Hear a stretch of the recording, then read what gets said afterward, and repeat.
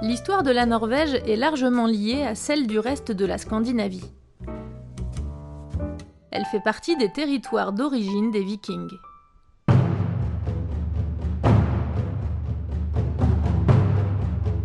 Le royaume de Norvège, constitué vers l'an 1000, forme pendant plusieurs siècles 3 unions successives. Une avec le Danemark et la Suède, puis avec le Danemark uniquement, et enfin avec la Suède seulement.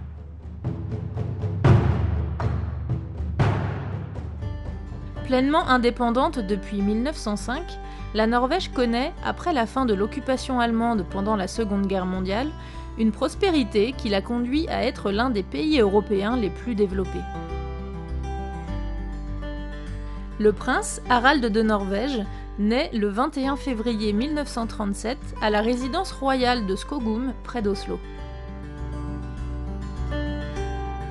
Fils du prince héritier Olav et de la princesse Martha de Suède. Apparenté aux familles royales suédoises, danoises, britanniques et belges, Harald est le neveu de la reine des Belges, Astrid, sœur de la princesse Martha. Il est le premier prince de Norvège natif du pays depuis Olav IV en 1370.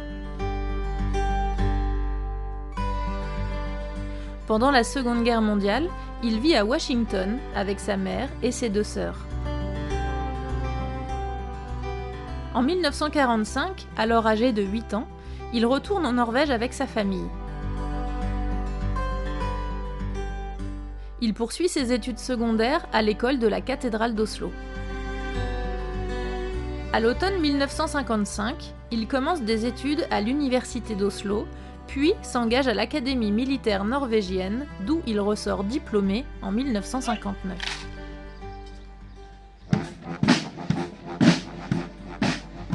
À la mort de son père, Olav V, le 17 janvier 1991, le prince héritier devient le nouveau souverain sous le nom de Harald V. L'héritier potentiel est son fils unique, le prince Haakon.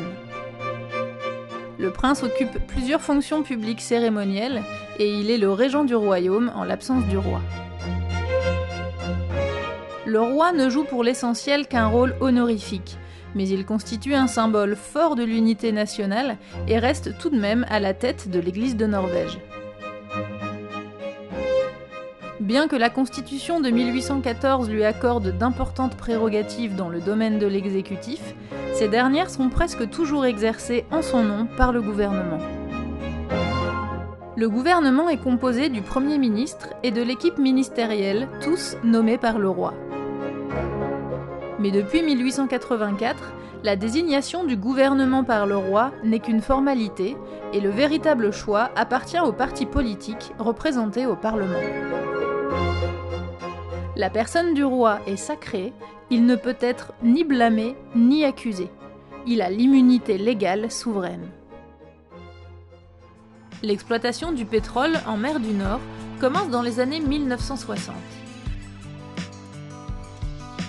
Surtout avec l'extension de souveraineté proclamée en 1963, en particulier dans la zone appelée Ekofisk.